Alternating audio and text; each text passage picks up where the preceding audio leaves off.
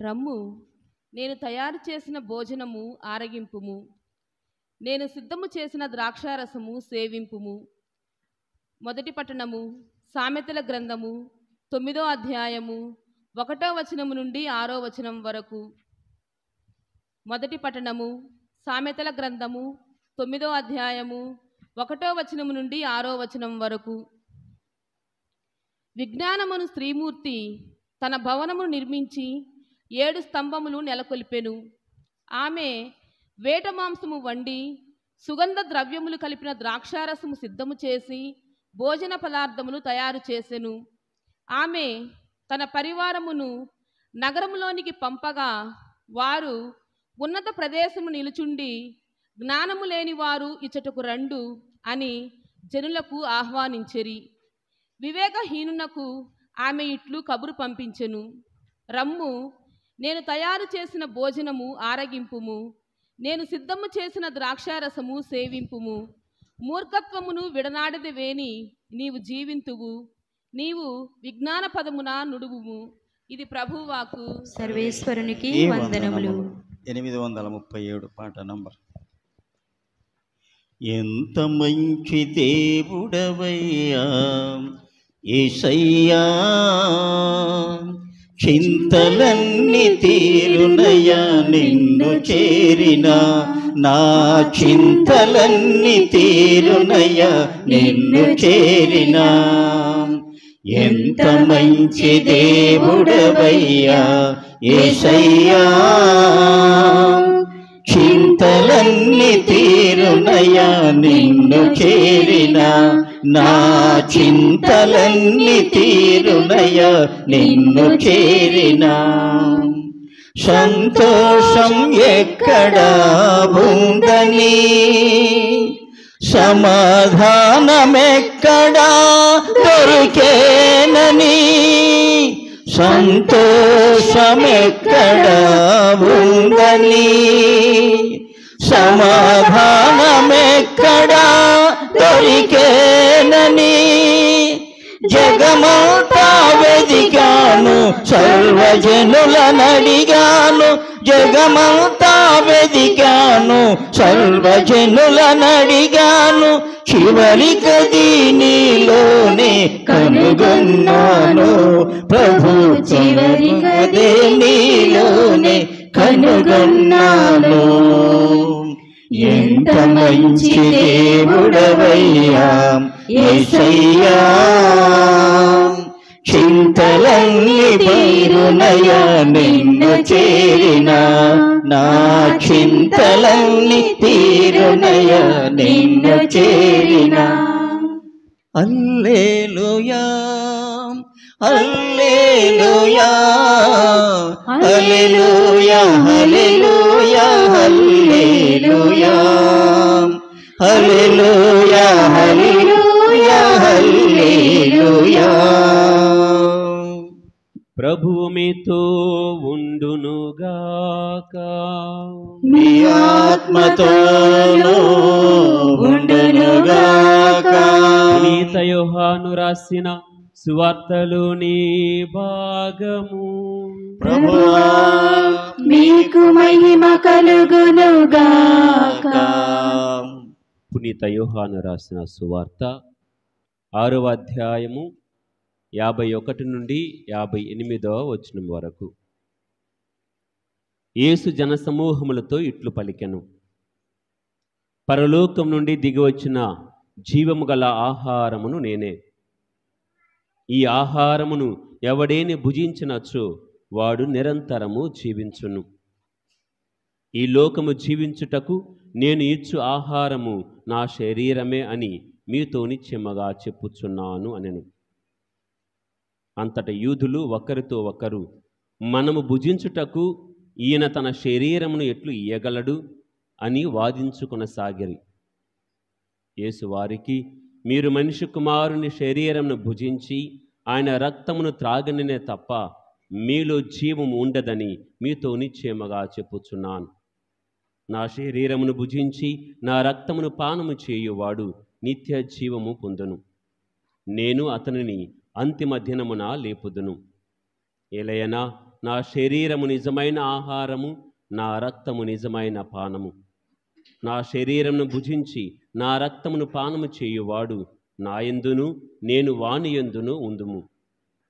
జీవము గల తండ్రి నన్ను పంపెను, నేను తండ్రి మూలమున జీవించుచున్నాను. అట్లే నన్ను భుజించువాడు నా మూలమున జీవించును. ఇది ఏ పరలోకం నుండి దిగివచ్చిన ఆహారము. మీ పితరులు మన్నాను భుజించియు మరణించిరి. అట్లు కాక ఈ ఆహారమును భుజించువాడు ఎల్లప్పుడూ జీవించును అని సమాధానము ఇచ్చెను. ఇది క్రీస్తు సువిశేషము. క్రీస్తువా మీకు స్తుతి కలుగును గాక.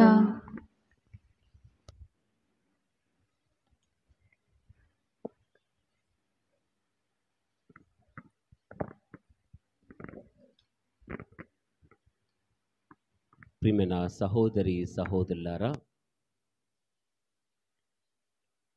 పోల్చటం, పోల్చుకొని మాట్లాడటం, కంపేర్ చేయటం అనేది బహు సహజమైనది. వ్యక్తులతో, వస్తువులతో, గతముతో, అనుభవాలతో పనిని పోల్చుకొని ఇప్పుడు మాట్లాడుకోవటం అనేది పరిపాటిగా మారిపోయింది. ఒకవేళ మీ పిల్లవాడు, మనకు తెలిసిన పిల్లవాడు మంచిగా డ్యాన్స్ వేస్తున్నారనుకోండి, బాగా వేశారంటారా లేకపోతే చిరంజీవిలా వేసాడంటారా? పోలుస్తారు.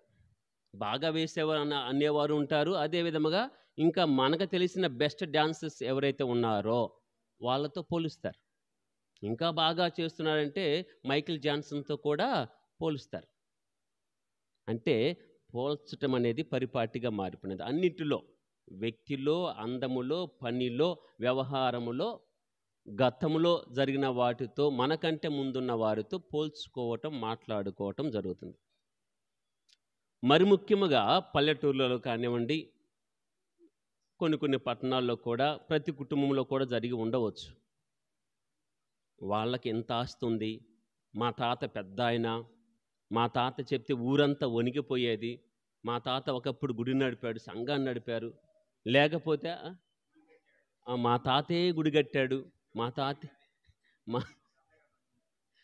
మా తాతే మూలరాయి, లేకపోతే ఈ పల్లెల్లో మా తాతే గవర్నమెంట్ జాబ్ వచ్చిన మొదటి వ్యక్తి, మా ఇంటోళ్ళే మొదటి సైకిల్ కొన్నారు, మొదటి బైక్ కొన్నారు, మాకే ఫస్ట్ ఇంటర్నెట్ ఉంది అని మన తాతల గురించి, నాన్నల గురించి, వారు సాధించిన వాటి గురించి ఇప్పుడు చెప్పుకుంటూ, కంపేర్ చేసుకుంటూ గర్విస్తూ ఉంటాం. ఇది సహజం. అలాంటి పద్ధతిలోనే ఆనాటి ఇజ్రాయిల్ ప్రజలు ఉన్నారు, విశ్వాసులు ఉన్నారు. ఎవరికి లేనిది, ఎవరు అనుభవించినది ఏమిటి అంటే దేవుడే వీరిని ఎన్నుకోవటం. అది గొప్ప. అప్పటికే ప్రపంచంలో అనేకమైన జాతులు ఉన్నాయి, అనేక మంది ఉన్నారు. కానీ ఆ జాతుల నుండి దేవుడు వీరినే సొంత వారిగా ఎన్నుకున్నారు. అది గొప్ప. రెండవది, వీరి కోసమే దేవుడు యుద్ధాలు చేశాడు.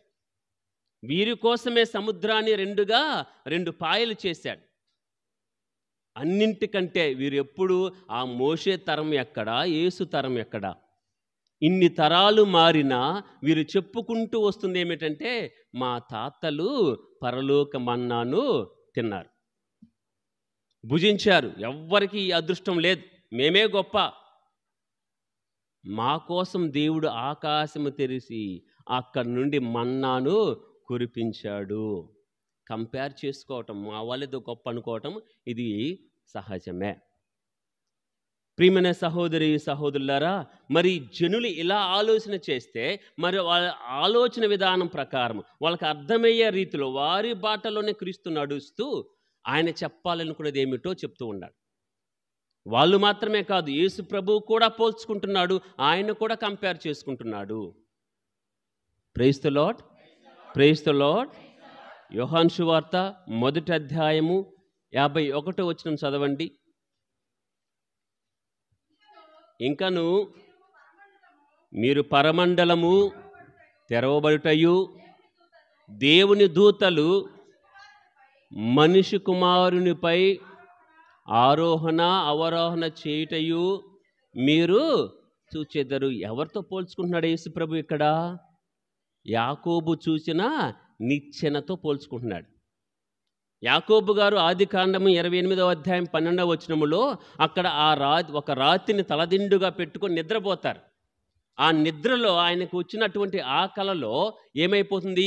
పరలోకము నుండి భూలోకానికి, ఆకాశానికి భూమికి కూడా ఒక నిచ్చెన కనెక్టివిటీ అనేది ఉంది. ఒకసారి చదవండి.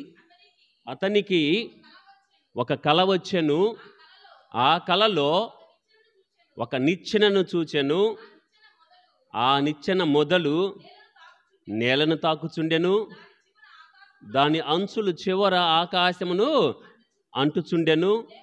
దేవదూతలు నిచ్చెన మీదుగా దిగుచు ఎక్కుచు. ఇప్పుడు యేసు ప్రభు ఎవరితో పోల్చుకుంటున్నాడు? వారు అనుకుంటున్నారు కదా, మా తాతలు మన్నాను తిన్నారు, మేము గొప్ప, మా కోసమే ఎర్ర సముద్రం 2 పాయలుగా విభజింపబడినది, మేము గొప్ప అనుకుంటున్నారు కదా.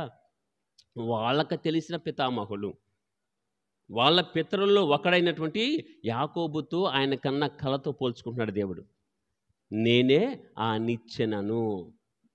Praise the lord, praise the Lord. అప్పుడు వాళ్ళకి అర్థమవుతుందా లేదా? యాకోబు గురించి ఎవరికి తెలియదు, వీళ్ళకి తప్ప. యాకోబు కన్నా కళ గురించి ఎవరికి తెలియదు, వీళ్ళకి తప్ప. మా ఆయనే కలగన్నాడు, దేవదూతల పైకి కిందికి రావడం చూస్తూ ఉన్నాడంటే అది వాళ్ళకి మాత్రమే పరిమితం. వాళ్ళ ఆలోచనలోకి వెళ్ళిపోయినా ఏమంటున్నాడు? నేనే నిచ్చెన. కంపేర్ చేసుకుంటున్నాడు ఆ నిచ్చెనతో. రెండవది ఏమిటి? అదే సువార్తలో, యోహాను సువార్త 3వ అధ్యాయము 14 నుంచి 15 వచనం. మోషే ఎడారిలో ఎట్లు సర్పమును ఎత్తెనో, క్రీస్తును విశ్వసించు ప్రతివాడును నిత్య జీవం పొందుటకు అట్లే మనిషి కుమారుడు. ఇది కూడా వాళ్ళ చరిత్రే, వాళ్ళకి తెలిసినటువంటి చరిత్ర. ఎడారి ప్రాంతములో ఎప్పుడైతే వీరు ఎదురు తిరిగారో దేవుడు సర్పములు పంపించటము, ఆ విష విరుగుడు కోసమని కంచు సర్పమును చేయించి ఒక దూలం మీద పెట్టటము చూస్తాం. దాన్ని పోల్చుకుంటున్నాడు ఇప్పుడు యేసయ్య. మోషే ఏ విధంగా అయితే ఎడారులు సర్పాన్ని ఎత్తాడో మనిషి కుమారుడు కూడా ఎత్తబడాలి. మొన్నేమో నిచ్చెనతో, ఇప్పుడేమో సర్పముతో, ఎత్తబడే సర్పముతో. Praise the lord, praise the Lord. ఈ 4 వారాల సువార్తలో గత 4 వారాల నుంచి ఒకే అంశం మీద మనము సువార్త భాగాన్ని చదువుతూ ఉన్నాం. యోహాను సువార్త 16వ అధ్యాయము 35వ వచనం. అందుకు యేసు, నేనే జీవాహారమును, నా యొద్దకు వచ్చువాడు ఎన్నటికి ఆకలి గొనడు. వీళ్ళు చెప్పుకునేది ఏమిటి? పరలోకం నుండి వచ్చిన ఆహారం మా పితరులు తిన్నారు, అదే గొప్ప ఆహారము, మేము వండినది కాదు, పండించినది కాదు, మేము సిద్ధం చేసినది కాదు, దేవుడే మా కోసం సిద్ధపరిచిన ఆహారము మేము తిన్నాము అని వాళ్ళు చెప్పుకుంటుంటే, వాళ్ళ భాషలోనే వాళ్ళ ఆలోచన ప్రకారమే ప్రభు ఏమంటున్నాడు? మన్నా కంటే మిన్న అయినది నేనిచ్చే ఆహారము, అది నా శరీరమే. Praise the lord, praise the lord, praise the lord. ప్రియమైన సహోదరి సహోదరులారా, యోహాను సువార్త మనం చదువుకుంటూ వెళ్తే ప్రభు అనేక పర్యాయములు కొన్ని వస్తువులతో, కొన్ని సందర్భాలతో, కొంతమంది వ్యక్తులతో పోల్చుకొని మరీ మాట్లాడతారు. ఇప్పుడేమో నిచ్చెన, సర్పము, ఆహారం అన్నాడు. ఆ తర్వాత ఏమంటారు? నేనే వెలుగు, నడిపించే వెలుగు అంటారు. ఆ వెలుగు అనగల వాళ్ళకి గుర్తుకొచ్చేది ఏమిటి? మేఘస్తంభము, అగ్నిస్తంభము. దేవుడు వారితో ఉండి నడిపిస్తూ ఉన్నాడు కదా, అది గుర్తుకు వచ్చిద్దనే నేనే వెలుగు అంటాడు దేవుడు. ఒకసారి ఊరక చెప్తాను. యోహాను సువార్త 8:12లో నేనే వెలుగు అని, 10:7-8లో నేనే ద్వారమని, 10వ అధ్యాయం 11 నుంచి 14 నేనే మంచి కాపరిని అని, 11వ అధ్యాయం 25వ వచనంలో నేనే పునరుత్థానము జీవము అని, 14వ అధ్యాయం 6వ వచనములో నేనే మార్గము సత్యము జీవము అని, 11వ అధ్యాయము 25వ వచనములో నేనే నిజమైన ద్రాక్షావల్లిని అంటాడు. Praise the lord, praise the lord. ఇవన్నీ కూడా ఒకదానితో పోల్చుకోవటము, మాట్లాడుకోవటము, ఆ అర్థాన్ని ఆ శ్రోతలకు అందించే ప్రక్రియలో ఉపయోగించేటువంటి భాష. యేసు ప్రభు యోహాను సువార్త 6వ అధ్యాయంలో 3 పర్యాయాలు అంటాడు, నేనే జీవాహారమును. 35, 48, 51 వచనములో నేనే జీవాహారము అంటున్నారు. Praise the lord, praise the lord, praise the lord. Praise the lord. మొదటి అంశము, నీవు నేను ఆనాటి ప్రజలు ఏ విధంగానైతే గతములో మనం చేసిన వాటిని, చూసిన వాటిని, సంభవించిన వాటితో పోల్చుకొని గొప్పగా చెప్పుకుంటామో, అలాగే ఇజ్రాయేల్ ప్రజలు కూడా గతములో వాళ్ళ పితరులు అనుభవించిన వాటిని గొప్పగా చెప్పుకుంటున్నారు. వాళ్ళకు అర్థమయ్యే రీతిలో ప్రభువు కూడా పోల్చుకుంటూ నిచ్చెన, సర్పము, ఆహారం అంటూ చెప్పుకుంటూ వస్తున్నారు. ఇది మొదటిది. ఇక రెండవది, ప్రియమైన సహోదరి సహోదరులారా, నేనే జీవాహారమును, నన్ను భుజించువాడు నిత్య జీవమును పొందును. మన్నాను భుజించి మరణించారు, కానీ నన్ను భుజిస్తే కనుక వారు ఎప్పటికి కూడా మరణించారు. Praise the lord, praise the lord, praise the lord. Praise the lord. వీరికి వెంటనే ఆలోచన వచ్చింది, వినే జనానికి, ప్రజలకు. 6వ అధ్యాయము 52వ వచనం. అంతటా యూదులు ఒకరితో ఒకరు, మనము భుజించుటకు ఈయన తన శరీరమును ఎట్లు ఇయ్యగలడు అని ఒకరు వాదించుకున్నా. Praise the lord, praise the lord, praise the lord. Praise the Lord. సహజంగా వచ్చే డౌట్లు ఇవన్నీ కూడా, సహజంగా వచ్చే డౌట్లు. కానీ ప్రభువు ఎలా ఇస్తాడో దానికి చెప్పకుండా, మీరు భుజిస్తే ఏమవుతుంది, మీకు కలిగే లాభం ఏమిటో, మేలేమిటో చెప్తున్నారు. చదువుకోండి చదువుకోండి అంటారు, ఎందుకు? బాగుపడతారని. ఎలా చదవాలో చెప్పరు. అమ్మ కూర్చొని చదవరా అని చెప్పింది, ఎలా చదవాలో చెప్పదు. ఎందుకు చదవాలో చెప్తుంది. నువ్వు చదవరా, చదివితే ఈ కష్టం ఉండదు, చదివితే వాళ్ళలాగా సుఖపడతావు, చదివితే మాలాగా నీకు ఈ తిప్పలు ఉండవు, బాధలు ఉండవు అని వాళ్ళని కంపేర్ చేసుకుంటూ చదివితే ఏమవుతుందో చెప్తుంది. కానీ ఎందుకు, ఎలా చదవాలో చెప్పదు. అమ్మకు తెలియదు కాబట్టి. తెలిసిన వ్యక్తులు ఉంటే దగ్గర కూర్చోబెట్టి నేర్పుతారా, అది వేరే విషయం. యేసయ్య కూడా వాళ్ళకు వచ్చిన డౌట్ ఏమిటి, ఈయన ఎలా ఇస్తాడు అనేది క్వశ్చన్. ఆ డౌట్ని తీర్చకుండా ఈ డౌట్లన్నీ ప్రక్కన పెట్టి, మీరు భుజిస్తే మీకేమవుతుంది, మీకు కలిగే లాభం ఏమిటో చెప్తారు.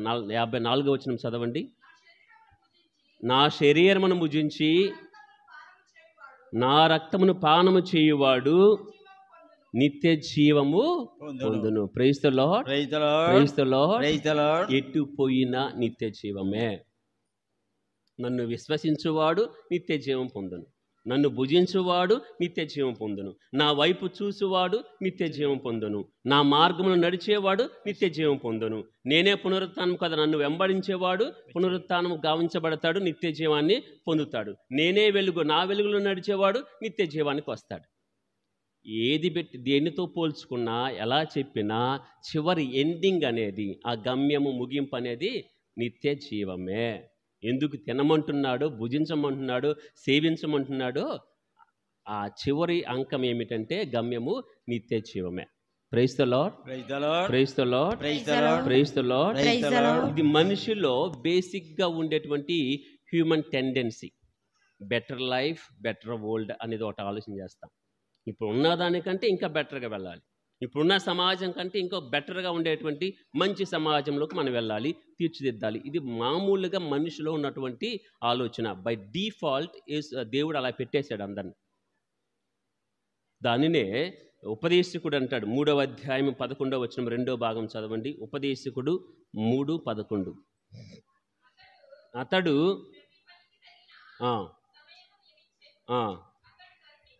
ఆయన నరునికి శాశ్వతత్వమును అర్థం చేసుకునే శక్తిని ఇచ్చాను. Praise the lord, praise the lord, praise the lord. Praise the ఈ లార్డ్. నిత్య జీవం అనే మాట ఏ మతానికి వెళ్ళినా, ఎన్ని అంశాలు వచ్చినా, ఏ ప్రక్రియ వచ్చినా కానీ మోక్షం ఎలా పొందాలి, స్వర్గం ఎలా చేరుకోవాలి, నిత్య జీవాన్ని ఎలా పొందుకోవాలి, ఇదే ఉంటుంది. అదే వేరే వేరే మతాలైతే వేరే వేరే మార్గాలు కూడా ఉన్నాయి. 4 మార్గాలు, 3 మార్గాలు, అవి అవలంబిస్తే మోక్షానికి వెళ్తారని చెప్తారు. మనిషిలో ఆ తత్వం అనేది, ఆ ఆశ, ఆ తృష్ణ అనేది దేవుడు సృష్టితోనే పెట్టాడు. అందుకని ఉపదేశకుడు అన్నాడు ఏమని, నరునికి శాశ్వతత్వం అర్థం చేసుకునేటువంటి భావాన్ని, ఆ అర్థం చేసుకునే తత్వాన్ని, ఆ శక్తిని దేవుడు ఇచ్చాడు. Praise the lord, praise the lord. ఇది రెండవది. ఎందుకు భుజించాలి అంటే నిత్య జీవం పొందక తప్పదు. దానికోసం అది ఆశిస్తే నువ్వు భుజించక తప్పదు. అది ఆశిస్తే ఆయన వెలుగులు నడవక తప్పదు. అది ఆశిస్తే ఆయన చూడక తప్పదు. అది ఆశిస్తే నువ్వు విశ్వసింపక తప్పదు. మోక్షం వెళ్ళాలంటే ఇవన్నీ కూడా చేయాల్సిందే. ఇక మూడవది, ప్రియమైన సహోదరి సహోదరులారా, భుజించకపోతే మోక్షం రాదా? భుజించకపోతే మోక్షం రాదా? ఆయన విశ్వసించకపోతే మోక్షం రాదా? లేకపోతే నా అంతటి నేను మోక్షాన్ని, స్వర్గాన్ని, రక్షణను సంపాదించుకోలేనా? Praise the Lord. సంపాదించుకుంటామా లేదా? మన విశ్వాసం ప్రకారం, బైబిల్ ప్రకారము ఏ వ్యక్తి కూడా తన సొంతంగా రక్షణను సంపాదించుకోలేడు. ఏ వ్యక్తి కూడా, అది ఎంత మంచివాడైనా సరే, మహాయోగి అయినా కావచ్చు, పౌలు గారు కావచ్చు, పేతురు గారు కావచ్చు, ఏ వ్యక్తి కూడా తన సొంత ఆలోచనలతో, సొంత జీవన విధానముతో, తలంతులతో, టాలెంట్స్తో మోక్షాన్ని సంపాదించుకోలేడు. అది ప్రభువు నీకు నాకు ఉచితంగా ఇచ్చి తీరాలి, ఇస్తాడంతే. అది కృప అంటాడు పౌలు గారు. Praise the lord, praise the lord, praise the lord, praise the Lord. మోక్షంలోకి అడుగు పెట్టాలంటే మొదటిది ఏమిటంటే పాపం చేయకుండా ఉండాలి. పాపం చేయని వాడు ఉన్నాడా అంటే లేడు. రోమపత్రిక 3వ అధ్యాయము 23వ వచనం చదవండి. మానవులందరూ పాపం చేసి తిరిగి అందరూ దేవుని మహిమను 10వ వచనం, అదే అధ్యాయం 10వ వచనం, ఏలైనా నీతిమంతుడు ఎవడును లేడు. Praise the Lord. ఏ ఒక్కడును లేడు. ఇంకొకసారి మళ్ళీ ఎవడును లేడు, మళ్ళీ నొక్కి ఒక్కానిస్తూ ఏ ఒక్కడు కూడా లేడు. పాపం చేయని వ్యక్తి ఒక్కడు కూడా లేకపోతే పరలోకం ఎలా చేరతారండి? Praise the lord, praise the Lord. అంటే అది నీ కష్టార్జితము కాదు, నీ కష్టార్జితము కాదు, కష్టార్జితం అయితే కాదు, అది కృపార్జితము. దేవుడు నీకు నాకు ఉచితముగా ఇచ్చేది. దానికి ఏమి చేయాలి? 4వది. Praise the lord, praise the Lord. ఒకనాడు యోహాను గారు బోధిస్తూ ఉంటే, లోకాసు వార్తలో చూస్తాం 3వ అధ్యాయంలో, యోహాను గారు బోధిస్తూ ఉంటే, ఇదిగో గొడ్డలి రానున్నది, ఎవరైతే పాపములు ఒప్పుకొనకుండా అలాగే ఉంటారో కూకట వేళ్లతో పెగిలించుటకు, నరికి వేయుటకు గొడ్డలి సిద్ధముగా ఉంది అని హెచ్చరిక చేస్తాడు. వెంటనే స్పందించిన వారు 3వ అధ్యాయం లూకాసు వార్త 10వ వచనంలో జనులు, 12వ వచనంలో సుంకరులు, 14వ వచనంలో భటులు అందరూ కూడా వచ్చి అడిగే ప్రశ్న ఒకటే, మేమేమి చేయాలి? మేమేమి చేయాలి? ఇది మన ప్రశ్న కావాలి. నిత్య జీవం పొందాలి అని చెప్తూ ప్రభు ఆహ్వానిస్తున్నాడు. అనేక విధాలుగా మనకు ఆ యొక్క ఆఫర్ ఇస్తూ ఉన్నాడు. మరి ఆ నిత్య జీవం పొందుటకు నేనేమి చేయాలి అనేది మనందరూ కూడా ప్రశ్నించుకోవాలి. ఆనాడు యోహాన్ని అడిగారు, ఆ తర్వాత పేతురుని అడిగారు, పౌలును కూడా అడిగారు. అపోస్తల చర్యలు 2వ అధ్యాయము 37వ వచనం చదవండి. పేతురు గారి మొదటి ప్రసంగము, పెంతెకోస్తు పండుగ నాడు. అప్పుడు ఆ ప్రజలు దీనిని విని తీవ్రమైన ఆవేదనతో, సహోదరులారా నేనేమి చేయవలేను? 16వ అధ్యాయం 30వ వచనం.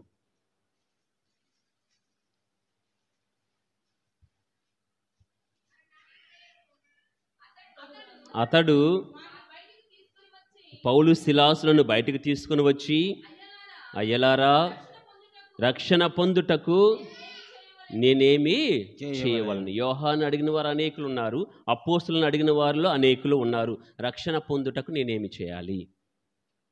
ప్రభు ఇస్తున్న ఆఫర్ ఏమిటంటే, నన్ను భుజించండి అయ్యా, ఉచితముగా మీకు ఇస్తున్నాను ఈ ఆహారాన్ని. మీ కష్టార్జితం అయితే కాదు, నన్ను భుజించండి, నన్ను సేవించండి, నా రక్తాన్ని పానము చేయండి. ప్రియమైన సహోదరి సహోదరులారా, చివరిగా ప్రభు అంటున్నాడు, ఏమి తినేదమా, ఏమి త్రాగేదమా, దాని గురించి మీకు విచారము వలదు. ఇప్పుడు ప్రభు ఏమంటున్నాడు? భుజించడానికి నేనే ఇస్తానయ్యా నా శరీరాన్ని. ఏమి తినేదమా కాదు, నేను ఇస్తాను. ఏమి త్రాగేదమా కాదు, నా రక్తాన్ని ఇస్తాను. ఏమి తినేదమా, ఏమి త్రాగేదమా, దాని గురించి మీరు దిగులు చెందకుడు. నా శరీరమే మీకు భోజనము, నా రక్తమే మీకు పానము. ఇది ఉచితంగా దేవుడు మనకిస్తున్నటువంటి గొప్ప వరం. ఆ వరాన్ని స్వీకరించడానికి, నిత్య జీవం పొందటానికి నేనేమి చేయాలో అనే ప్రశ్నను మనము సంధించుకొని దానికి తగిన రీతిగా జీవించడానికి కృపను దయచేయమని దేవుణ్ణి వేడుకుందాం. దేవుడు మనందరికీ సహాయం చేయనుగాక. ఆమేన్.